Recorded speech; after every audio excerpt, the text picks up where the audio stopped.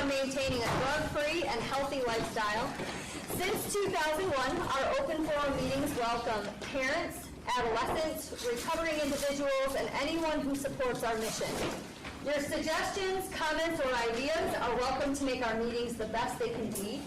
The Racing for Recovery Support Group meeting is a cutting-edge alternative to what is currently offered. By combining substance abusers, families, friends, and the public at large, we've created an environment that is beneficial to everyone who's been affected by alcohol or drug addiction. Meeting start time is 7 p.m., so please be on time. Please turn off cell phones and ringers to vibrate. Please refrain from posting on social media during the meeting to show respect and courtesy to yourself and others. Please only one person speak at a time and speak loudly so everyone can hear. Proof of attendance is gladly provided. There's a basket out on the other side of that wall, and we'll stamp it after the meeting and pick it up at the end of the meeting. Honesty is required. Feel free to openly share your comments and points of view on how alcohol and drug addiction has impacted your life. This meeting is open to people of all ages and welcomes diversity, so please refrain from using excessive foul language or language that discriminates any race, gender, religion, ethnicity, sexual orientation, or disability to maintain an atmosphere of respect and dignity for all who are present. If you see a visitor, a new member, or a returning member that you haven't seen in a while, please warmly welcome them into our program. Your confidentiality is important to us, but we're live streamed, so lots of people are going to hear you. Please refrain from leaving the meeting while it's in progress because it's disruptive to others. Smoking or vaping is done. We don't do that anymore because we love our bodies and we love our lives. Please dispense of all trash in a garbage can and do not litter on our premises. All right. Any new people attending? Anybody brand new to Racing for Recovery? Awesome.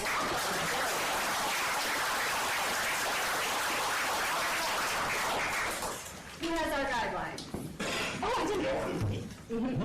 Well, actually, yeah. Yep, you guys do. Thank goodness. You know what? We're missing them. That's all right. We're going to pull them from here. I have them, but they're sitting there, they're being removed. Okay, so will you read them for me? But I told you were going to talk. All right, hang on one second. This is a different book. I don't know where it's at. How about that weather, guys? Yep. There we go. Thanks, dude. Right there. Sure thing, boss. Lifestyles of recovery. Recognize that substance abuse ruins our lives. Pursue positive alternatives to substance abuse.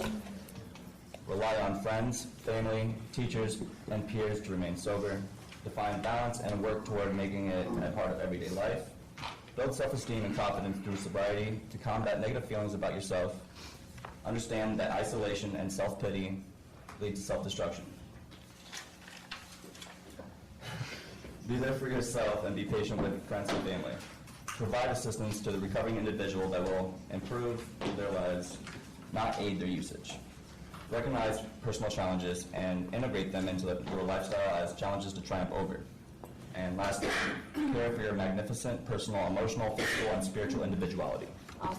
Thanks, AJ. You were welcome. Thank you. All right.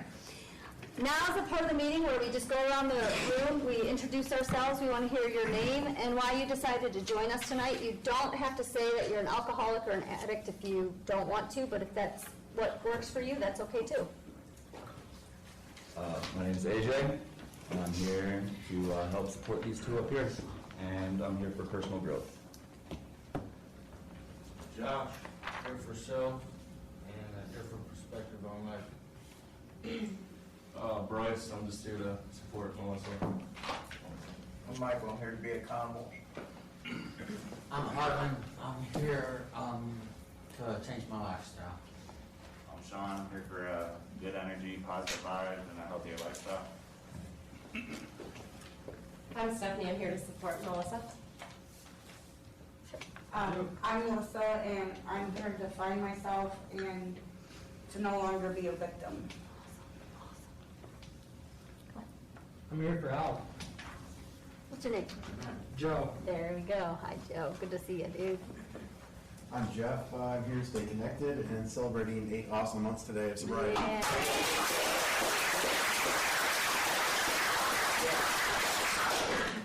I'm Mike. I'm just here to support anybody that wants to keep going. Lorenzo, I'm just here to maintain this positive lifestyle that I got, consistency, and to keep growing every day.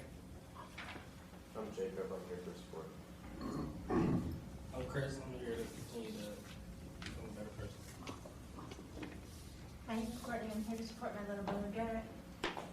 My name's Amy, Garrett's mom, supporting Garrett, getting a lot of positive vibes from these guys and anybody else who needs it, healing and helping others heal. Yeah, I'm Garrett, here for support, growth, and learn new things, change my life. I'm Megan. I'm here because it makes me feel like I'm a part of something and it works. My name's Joe. I'm firstly here to support Megan, who I've known for a very long time on her new quest, her new journey to find herself. I'm also 7 years in the program, a 12-step program, and this is my first experience for Racing for Recovery, so I'm trying to have an open mind and pick up what I can. 7 years.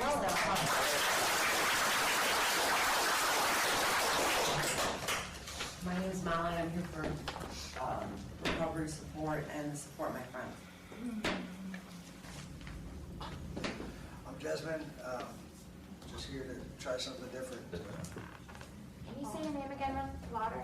Jasmine? Abby, here to change my life. I'm Raquel. I'm here to give and get support. I'm Devin. I came with Raquel to support Raquel here. I'm Steve. I'm just here to embrace new ideas and support everyone. I'm Gary. I'm here to plug in. Yeah. I'm Mark.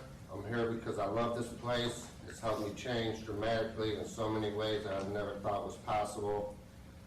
And just to continue to keep growing and stay connected. I'm Benny. I am here to pick up a lot of pieces that I left laying on the ground at this doorway 14 months ago. Balance, faith, empathy, humility, growth. You see that? Yeah. Yeah, man. Yeah, I'm here. Yeah.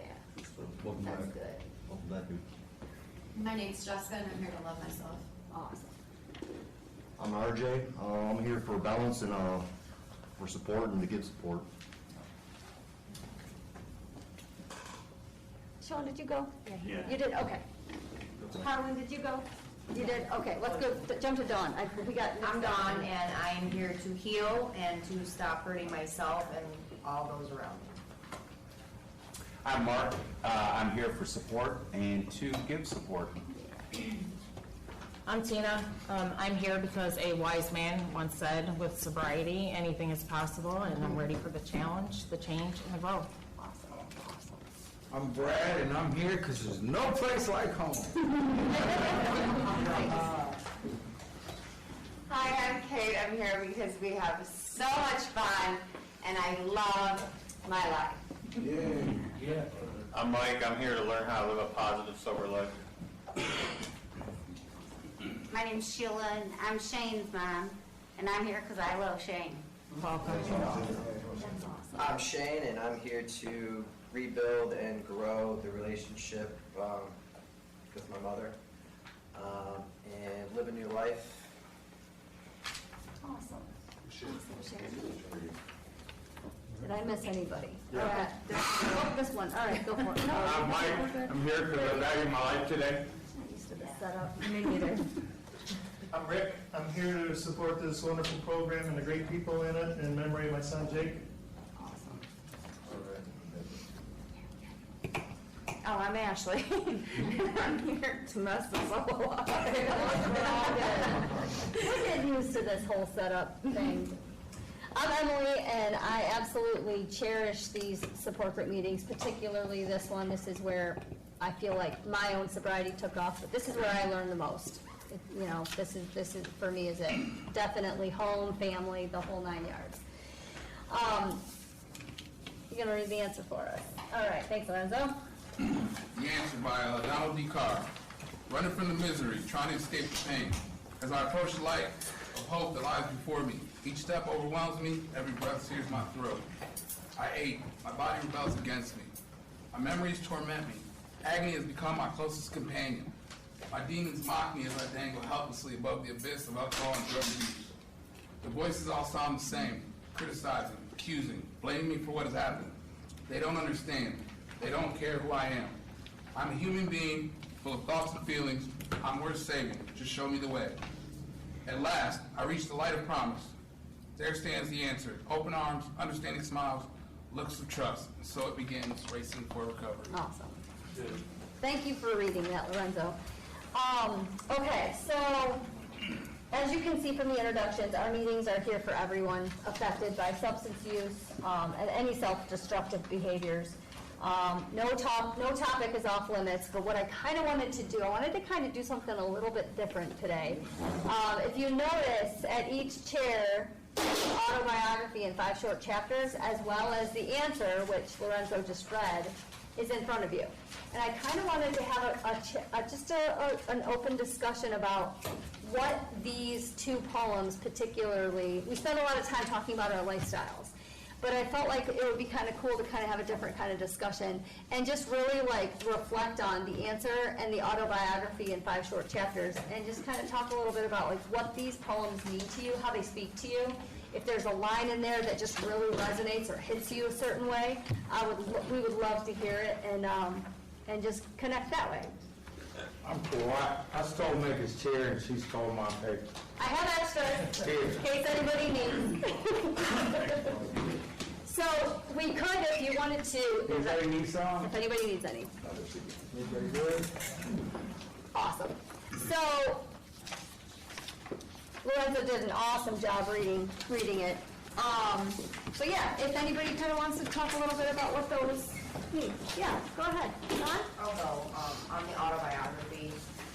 I think this kind of represents how, before we even realize it, that we find ourselves stuck in that rut that seems so hard and so deep to climb out of. Where I know that I was hopeless, and it was really hard to see myself out of what I had created. And in saying that, what I had created, I think one of the huge determining factors, like in me coming here, was the fact that it was different from the 12-step, and that, you get your power back. I made those choices, and it was only my choices that were gonna let me climb back up and out and make my way back to the top. So just the simplicity and the empowerment of the word choice was everything in that to me.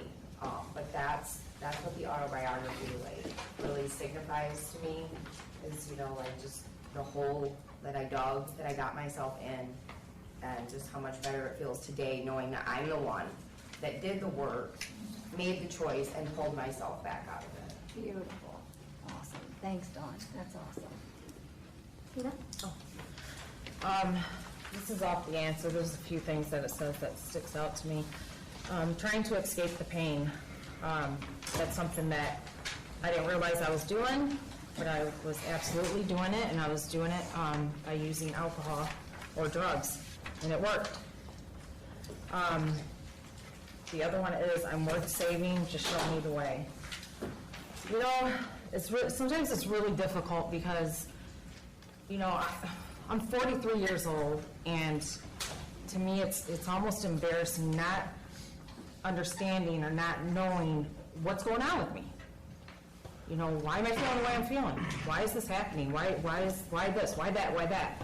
And I can't connect it to my emotions. So it's just very, how do I not know that? How I can't, it's just hard for me to understand that.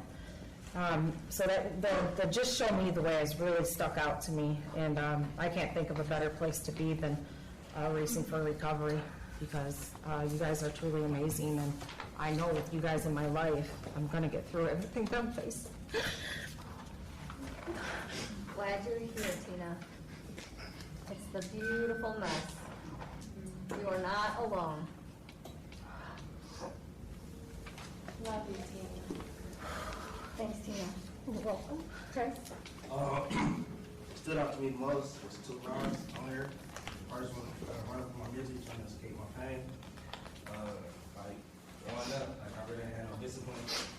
Like, I was able to do whatever I want. So, I was a trouble teen.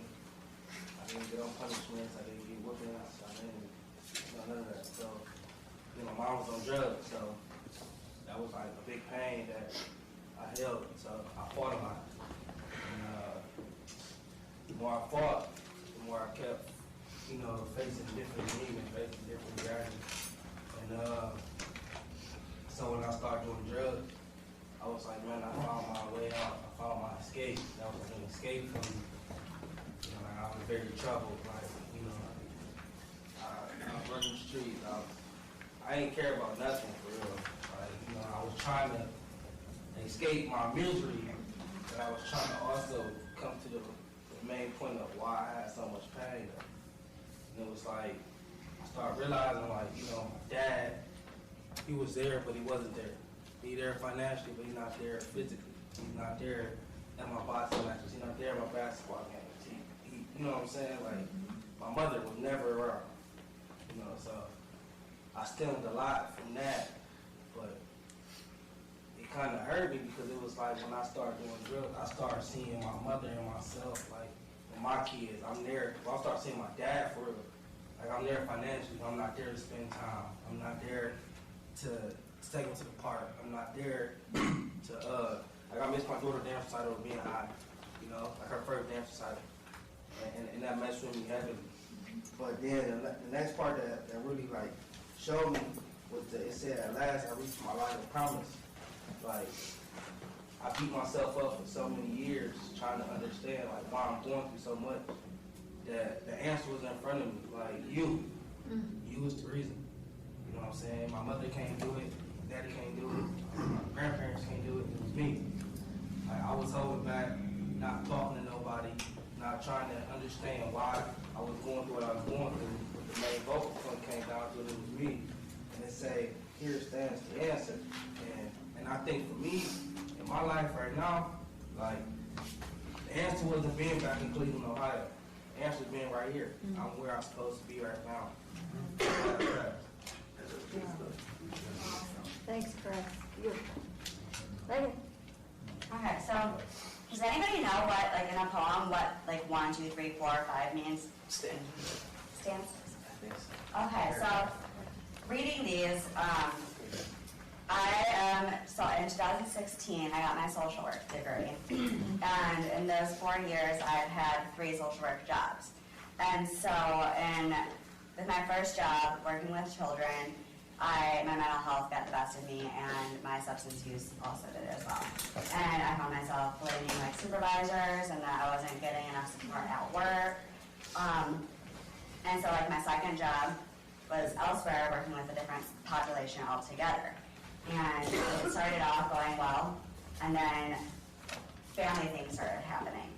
And I started letting that come into work, and it impacted my work, substance abuse, and just my mental health got the best of me again. And in between each of these, like, I was taking breaks from work for, like, months on end. The third job that I had was in a nursing home. It ended in March because of COVID, so I didn't lose it because of my mental health, but I still was able to, like, walk out of there knowing that, like, I can't return back to work because of, like, what I need to address. And so I just feel like these, like, mirror my jobs, and, like, wow. Wow. That makes sense. Wow. Yeah. Thanks, Megan. Oh. And thanks, Shane, for helping us know what in the poems. That's pretty awesome. I think so. I think you're right. Wow, that's awesome. Thanks, Megan. Reza. Yeah. All right, so, like, I learned I've known this word for quite a while, but I just started using it to get it right. Autobiographically? Yeah. All right. Yeah. So, I thought it's a pretty cool word, autobiographically. And I've never really looked at things that way. And honestly, I've heard this poem 100 times, probably more than that. But this is the first time I've actually read it, and when I was reading it, I was reading it autobiographically. And it's like, it makes a lot of sense. A lot of descriptions in there I could just relate to, like as far as just each step overwhelms me, every breath sears my throat. Just opening up, becoming honest and saying things are hard, like getting to the real root of the problem. It ain't easy. It comes sometimes hurt. It's uncomfortable. I feel like a lot of the time that's what kind of kept me from putting in the work. But then also like the last two verses, it goes like voices all sound the same, criticizing, accusing, blaming. And then it goes to saying like I'm a human being full of thoughts and feelings. I'm worth saving to show me the way. And like just the beginning, like when you get the option to call yourself an addict if you choose to, but you don't have to. For me, that was huge. Something I've learned here is that I'm not an addict. I don't feel like I'm an addict. I had addictive behaviors, addictive traits, but like I'm a human being, man. I'm a real good dude when I put forth my best effort and have my best intentions at hand. And with the whole, at last I reached the light of promise. There stands the answer, open arms, understanding smiles, and looks of trust. Like that's nothing. That ain't nothing else but what you receive here. It's open arms, understanding, and looks of trust. There's very little judgment. A lot of times that you can honestly open up and say some things in this building, this room specifically for me, not just support meetings, IOP meetings, playing ping pong. I've sat in this room, played ping pong with the case manager before, and opened up and said some stuff. But like, just having, I feel like I made all the difference in the world for me personally. Because I always felt like all these expectations and labels and judgment were pushed on me, and I use them as excuses to like just accept that. And here it's complete opposite. I don't look at the things that I've done, but looking at what I could do, and really like pushing that to me. Like, it's not about what I've done or what I'm doing. It's like you stop and think about the potential that you have and the opportunities that are in front of you, and if you take advantage of them, like with sobriety, anything is possible. Like it makes more sense. Like now, looking at it like that, I feel like one time in this group they said something about I never gave myself a chance. You know what I mean? That was the only thing that held me back. Like I've had an answer the whole time. Honestly, I just never really like implemented it. Like, you know what I'm saying? It was always me holding myself back from doing whatever I want to. And it's just kind of cool not having to live like that no more, I guess, and having a good group of people to share it with, honestly. You know what I mean? When my introduction, I almost said, I'm here because I belong. Because I've heard that so much in the last couple weeks with some of the new people. And it's like, honestly, when I sit here and think about it, like, it's not about being accepted or fitting in. It's just knowing that I belong here regardless of who I am, what I'm doing, as long as I'm showing the best version of me. That was so awesome, Lorenzo, and I'm so glad that you shared that. Because when I think about someone plugged in, you come to my mind. Because, you set a really good example. And it's like, it's not just, I've said this before in here, but like, it's not what happens between 7 p.m. and 8 p.m. It's what happens at 8:01 p.m. and then till the next time we get to sit in this room and talk. And it's true. And so I feel like sometimes the best growth moments or the best like words of wisdom are, or whatever, like those moments that like change us, they don't necessarily happen in here. I mean, they do, don't get me wrong. They happen on the ping pong table. Or I think somebody earlier said something along the lines of like a quote unquote therapy session at 11 o'clock at night with his roommate. Like, yes, that's it. I think about my friendships that are lifelong friendships that are family now. And you encapsulated that so well. That's awesome. That's awesome. So plug in, I love that, I love that, I love that. Shane? So, reading the third paragraph, autobiography. Yeah, that word. So it's different for me because I didn't experience any of that. So for me, the voices all sound the same, criticizing, accusing, blaming myself for what has happened. I don't understand. I don't care who I am. And then receiving love and support from my family and friends, saying, you are a human being full of thoughts and feelings. You are worth saving. I'll help you show you the way. Awesome. Thanks, James. Awesome. Rick? The answer, a couple of years back, I was asked to read this in here. It was one of the hardest things ever, because as I read those words, it was like I could hear my son's voice saying those things, and it was really hard, and I choked up. And especially like in the third paragraph, you know, it just, to me, it just epitomizes that struggle, you know, and reminded me of the last time I drove him to rehab over at Arrowhead. And, you know, it was very tearful riding the car, and he was telling me, he says, you know, I'm the same little boy on the inside that you knew, you know, and he, you know, that's hard. But that's what, you know, I relate to this because it's very real, and it also tells me too that, you know, everybody, like I see in the introduction, they're all Greek. You know, everybody's had struggles and been through some shit and done some things they're not proud of, but you're still, you know, good people. And I keep coming in here because it's such a non-judgmental place that, you know, everybody is accepted and loved, and it's a place of great healing. And I like to see that. You know, I got to see a lot of people in the 4 years that, you know, they've really done well and thrived, and that's the thing that helps me, you know, that it can happen. That's what I'm talking about. Right there. God bless you, man. Coming here afterwards. That was really well said. Man, okay. Rick, it is so awesome having your soul in this building.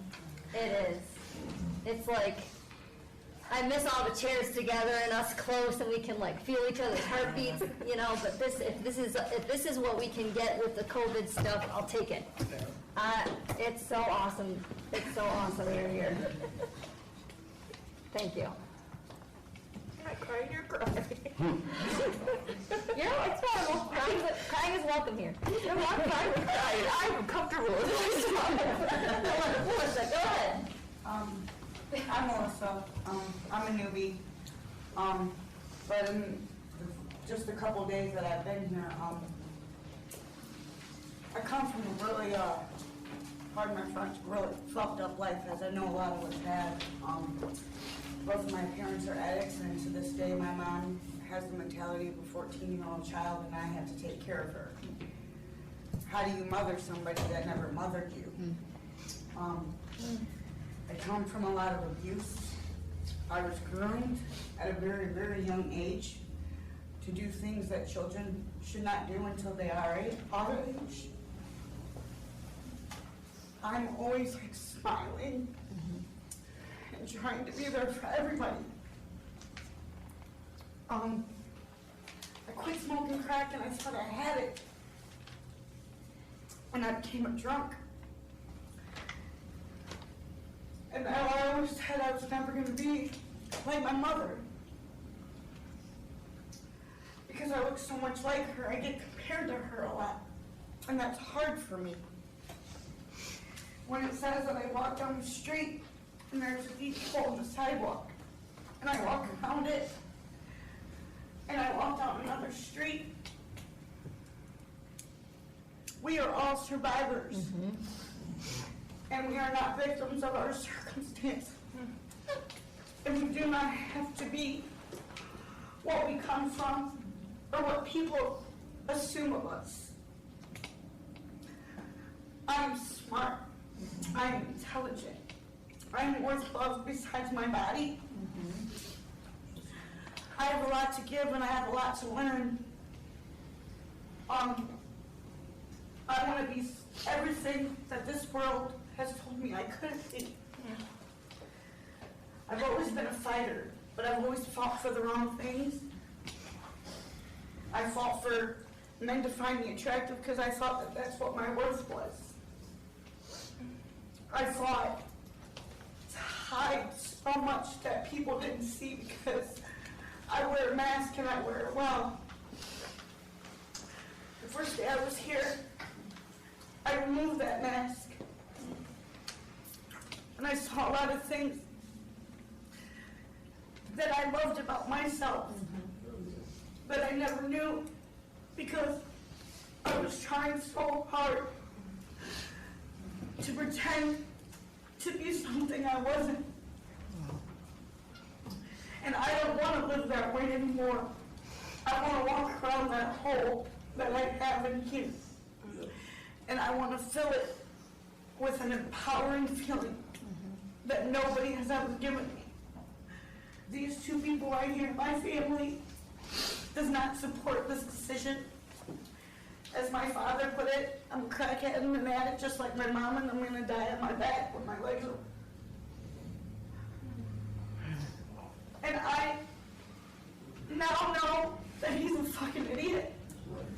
And he was wrong. Because I'm powerful beyond measure. Absolutely. And I'm going to face my choices that I've made because nobody made them for me, whether my circumstances or my childhood. It was my choice to continue that. But now it's my choice to change it so that my children can see that they don't have to be a victim of circumstance or their environment. And I want to thank everybody so much because I fought hard. I fought for 10 months. I fought every fucking day to be in this place. And you people are amazing.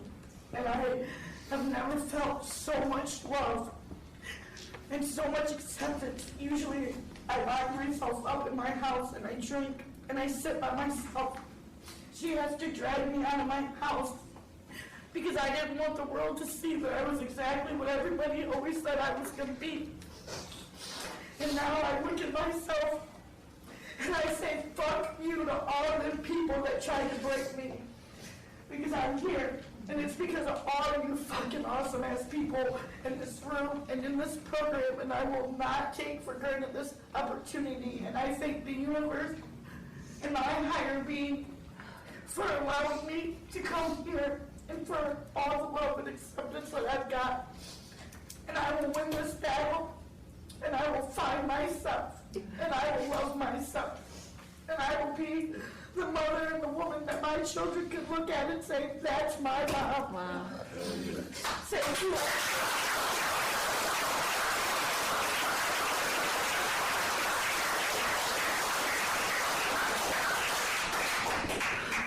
Melissa. Please link with me after the meeting. Link up with me after the meeting. Yes, Whew, that is courage, vulnerability, strength. That's everything right there. I love the positive self-talk. We concur. Like you, absolutely. You're not only surviving, you are beginning to thrive, and it's beautiful. It's beautiful. But you're not the only one that struggles with self-worth, you know? I also put my worth into other people pretty hardcore for a long time. All right? It gets working on it and feeling it. It comes in small doses, but being consistent at it, you feel it. All right? You are worth something, so know that. All right? I'm glad you're here. thank you, Melissa. That's a ton of guts. Betty? I didn't have to know what the question was. Sorry, I don't mean to be rude. Oh, no, you're fine. We're just talking about these two poems and how you reflect on them. Well, I could get that my demons mocked me as I gained helplessly with some of the experiences I had with harder drugs. I noticed that there was this death circle around it, like, you didn't see it, but it made you kind of want to get deeper into it. And I was addicted to hallucinogens. Nobody understands that shit as well because not as many people do that shit. And it was really dark. Once I started falling deeper, I just wanted to kill myself off the drugs, man. And why would I do that? That still bothers me the most, man. And then I see some shit in my life, and I think it's mostly mental illness that has really made me struggle with a lot of that shit. And I honestly, nowadays, I can't trust anybody. Like, I just realized that once you start having delusions about people, you just don't want to have anything to do with them. And I see myself OD like 9 times in my life, just sitting there, foaming out of the mouth, like, staring off in space, like, dude, if I had a heart attack today, due to how dark this shit is, I'd be fine. But then I look back at it when I'm in a better mind state, like now, that shit happening all the time, it's like, what the hell made me do that shit? Something came over me. I know that there's a moment in teenage where I thought I was possessed by the devil because I was so medicated by Seroquel. And you can definitely say that I never got the help I needed for being a psychopath on medicine when all I told people is the only reason I was like that because every day was fear of death. I had the worst tics and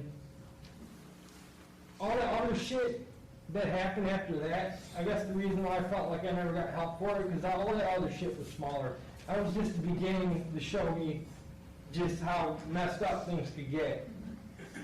And I was very looked at as weak and it's my fault and all that.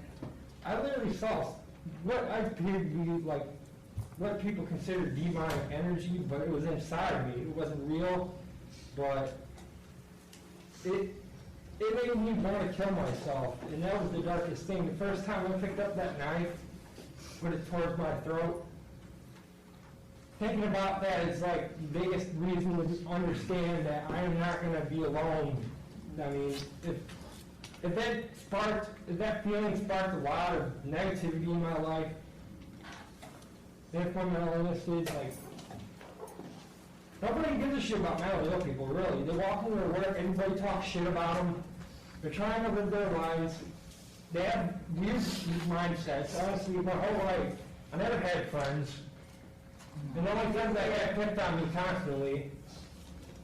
And then they all said, fuck you. Basically, even my own family's kind of like, fuck you now. They're slowly coming back. And blame shit, man. I guess that's the hard part. Like, what these things do, like the non-drug people, they don't understand.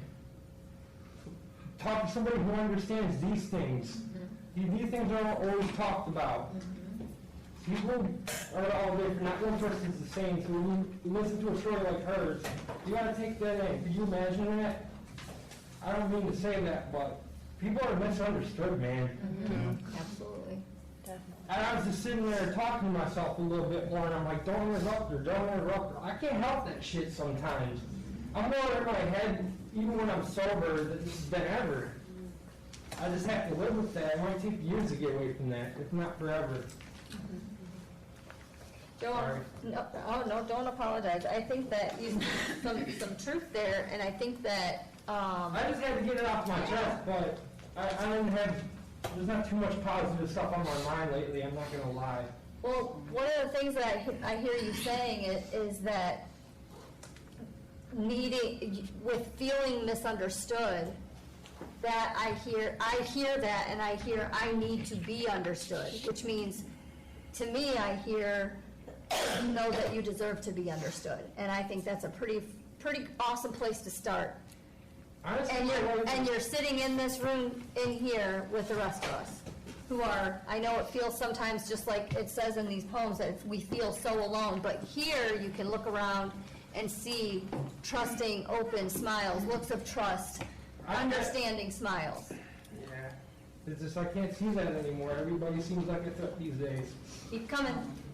Keep coming to these meetings. So I just Hang need in to there, go Joe. here and get a hold of that and see that it's not the case.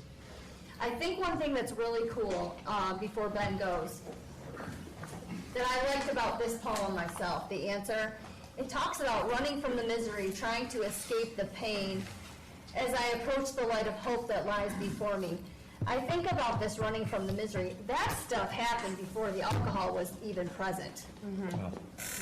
Because for most people that I have the privilege of talking to, the alcohol, the drugs, the stuff, the self-destruction happens to deal with the misery and the pain.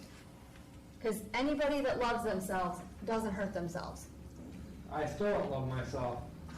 But And I'm glad you're here. but I need help with that. Absolutely. You're in the right spot, bro. Absolutely.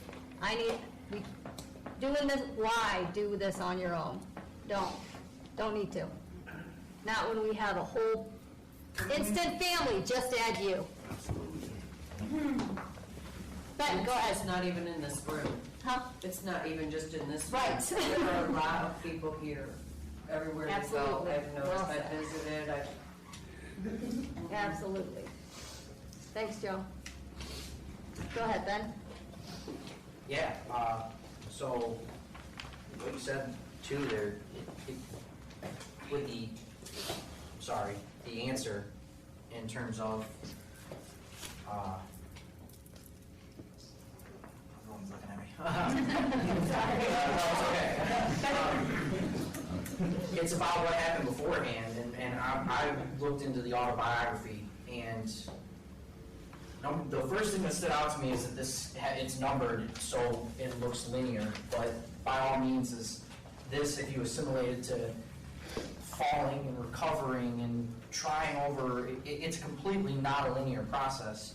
And when I definitely look at this and try to break it down and see that the deep hole in the sidewalk could be anything. It could be the trauma that you grew up with. It could be the life's hardships that you don't expect to come at all, or darkness of any kind. And then to fall in or pretend and see it and jump into the darkness or the using or the drinking or whatever that may be, I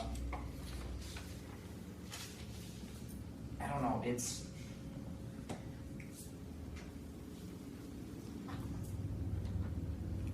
seems like the repetition is constant. I see myself falling in. The life's hardships happen, and then I still see that hole in the sidewalk. I still see the hole in the block, if you will. It's massive, and it's easy to jump in. It's easier to jump in than it is to find another street or another path. And I don't know, man. I'm a month without a drink, but 3 months without a cough syrup. I didn't want to touch that shit again, man. Fuck it up. I can't believe I touched that shit. I feel it's important to find the right street. I know I had it here.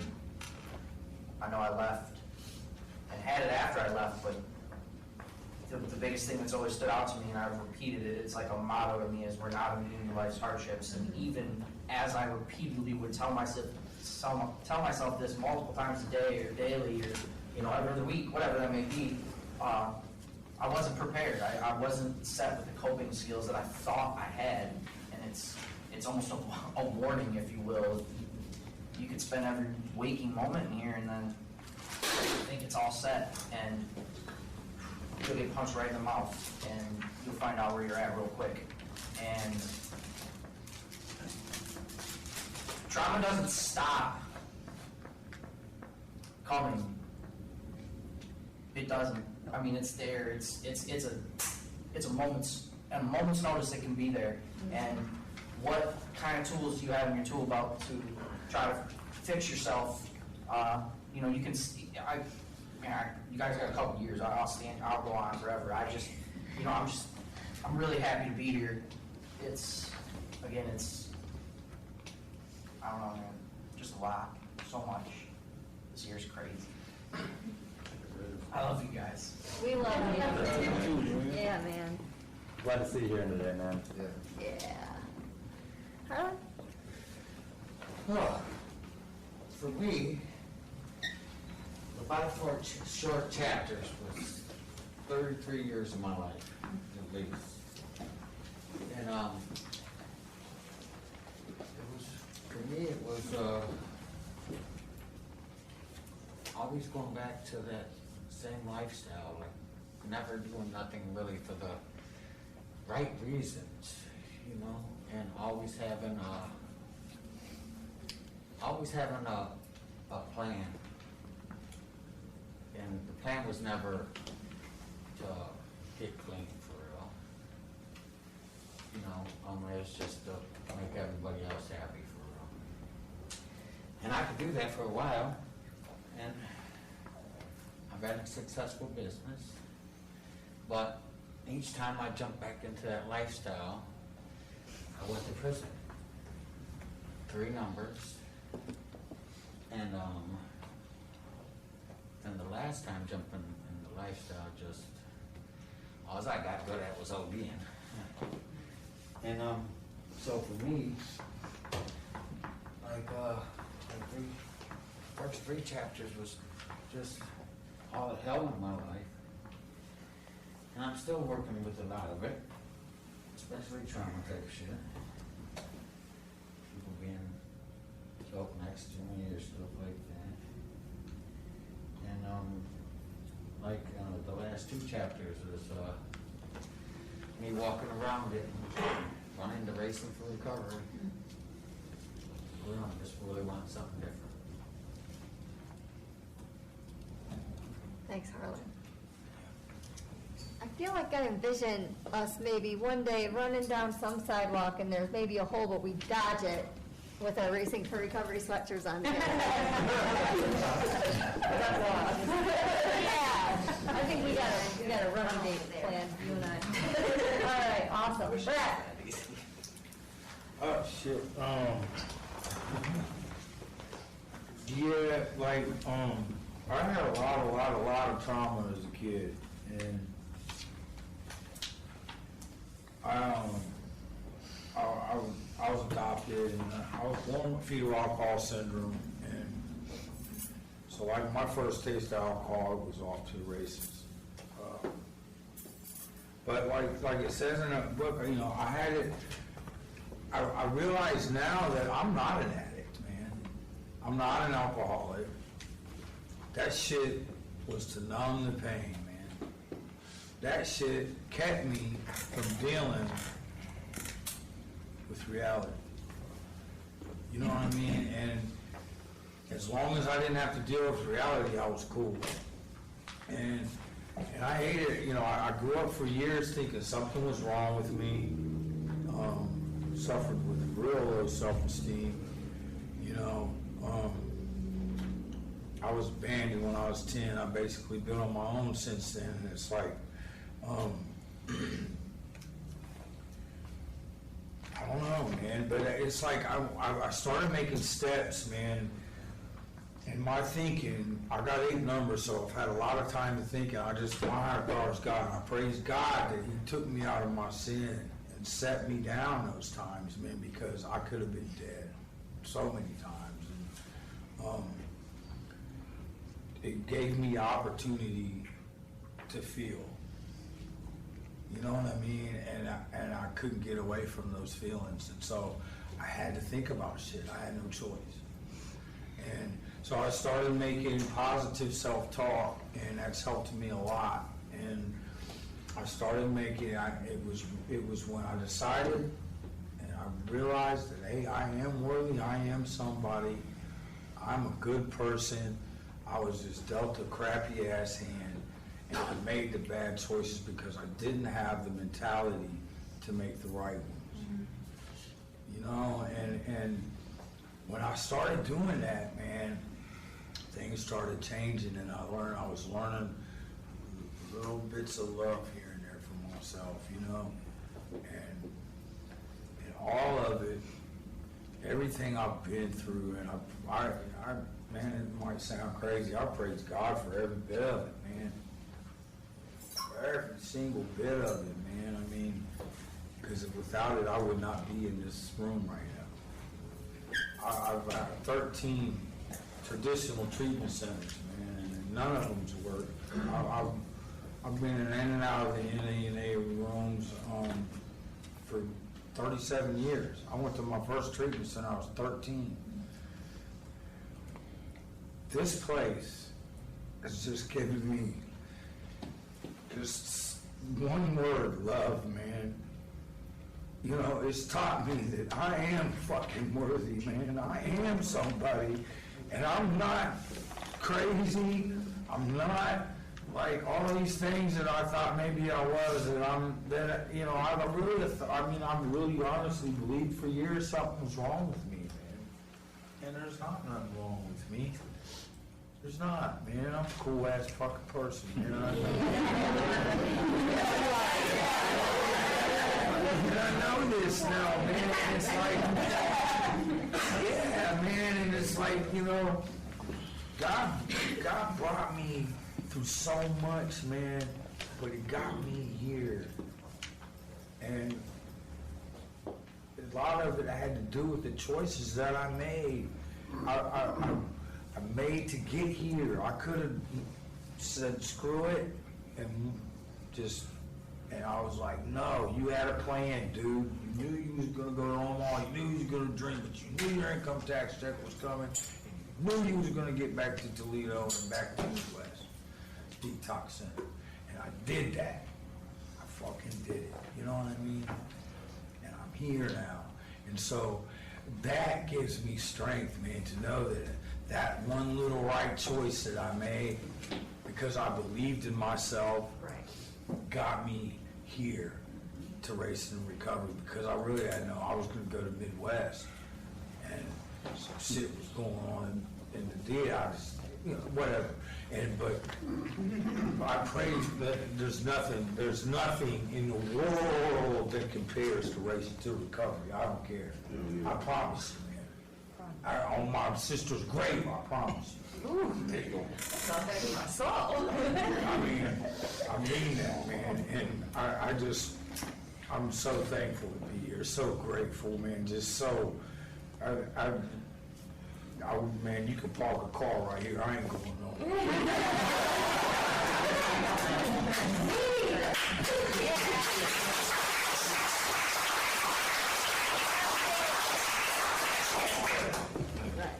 Jessica. I thought we were gonna run out of time. I like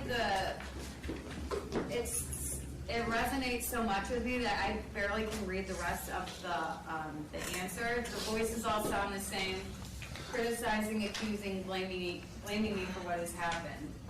And when he was sharing about like demonic things, and I was like, yeah, those are like my inner demons screaming at me, but it's not. It's myself telling me those things. And I wish it was demonic, because then I would know it was bad, but when it's yourself telling you those things, you actually believe it. And it comes to me through family, it comes to me through friends. And I'm trying to find a different voice to listen to than the ones that have been talking to me all along. And that's all I have. That's awesome. I know, I do my little dance. I'm so proud of you. I really wasn't going to share either. Sure. That is awesome. Keep coming, man. You're gonna learn so many things. Cause I'm just gonna shut up and let Ashley talk. Oh, okay. Yeah, man. Well, I didn't know if this was like breaking the rules or anything, but I kind of just wanted to say a couple things. With what you said about like how trauma never ends, like you are absolutely right. It never ends. It's gonna be a point where I'm just like, oh, I'm cool, like no more, And like I've been here for quite some time. And I have my good days. My good days outweigh my bad, but I have bad days. And the awesome thing about being here is, like you said, there's a bunch of people here. Like, no matter where I'm at, I have somebody, like, even though I sometimes feel really alone, I convince myself of that. That's me telling me that. You know what I'm saying? Like, I have more than enough. Like, more than not more than enough. We can always welcome more. But I'm saying, like, I have plenty of options of people to talk to, and the really cool thing about being here is 9 times out of 10, there's people here that can relate on every point of my trauma. You know, and I'm one of those people that a couple people mentioned, like, their whole childhood was filled with trauma. Like, I was one of the, what did you call it when you have high amounts of trauma? Isn't it called something? I don't know if it's appropriate on camera. Oh, okay. Messed up, Yeah. really messed up. Whatever, I'm one of those. Adverse childhood experience. Okay, well anyways, and so like just hearing, you know, like Emily, you always say this one thing about like how like, when you come to these meetings, like this is where you learn the most. And I never really understood what you meant by that, because like I used to think like, oh, I gotta look up to the people that have been here before me or whatever, and like now I'm one of those people that's been here for quite some time, and like I'm learning more from new people than I have ever, and like that's huge, and like whatever. But Rick, you like really messed me up because that hit home with me. My mom used to tell me that all the time. Like she'd be like, I just see this little girl when I look at you, you know, and I'm 27 years old, you know, and I'm like, I'm not a little kid, like, you know, but it was a good thing and a bad thing, because it was like her being like, oh, you'll always be my baby, but it was also like I wasn't growing up, like I wasn't at past times of recovery, like I wasn't embracing my adult self and like becoming responsible. And like the other day my mom literally looked at me and she's like, you're growing into a woman, and I'm losing that baby that I've always had. And for me that's a good thing, because I'm tired of like taking the easy way out, and I want to like continue, because I know I'm doing it, step into my, you know, big girl panties or whatever and like strive for success. So I appreciate you saying, but it really hit home with me, and I just like, but yeah, that's all. Please get with me after the meeting, because we relate more than we're like we are different. Yes. So I just want to share just two quick snippets, because I feel like I'm compelled to. I love the line in here where it says, my demons mock me as I dangle helplessly above the abyss of alcohol and drug abuse. And I used to believe the same thing too, that the inner voice, those demons, whether they were, you know, whatever they said, I wasn't good enough, I wasn't smart enough, I wasn't pretty enough, whatever those things are, I used to think that was me. Wasn't me. Those are the things that happen that, as it says, voices all sound the same, criticizing, accusing, blaming me for what has happened. There are things that happened that were beyond my control, that I was a victim of, but I'm not a victim anymore. And I'm not to blame for those things either. But really, those voices that we hear are not us. The real us is the one listening to them. Mm-hmm. Those voices came from somewhere else, and that is what we're here to heal from. The drug abuse, the alcohol abuse, that's a problem, becoming problematic in our lives. That's why we're here. But it's not the problem. It was a temporary solution, but we've got a permanent solution here. Mm-hmm. I just wanted to share that. That was good.